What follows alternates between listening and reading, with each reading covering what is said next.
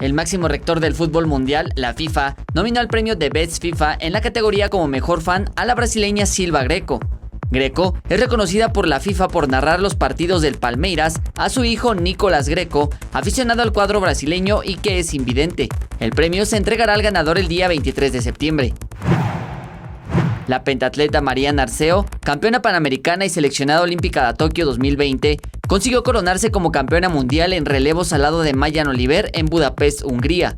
En la justa del orbe, las mexicanas Mariana Arceo y Mayan Oliver sumaron 1.338 puntos, seguidas de Hungría, medalla de plata con 1.329 y Corea, medalla de bronce con 1.326 unidades. El conjunto del Galatasaray hizo oficial la llegada a Turquía del delantero colombiano Radamel Falcao, proveniente del cuadro de Mónaco.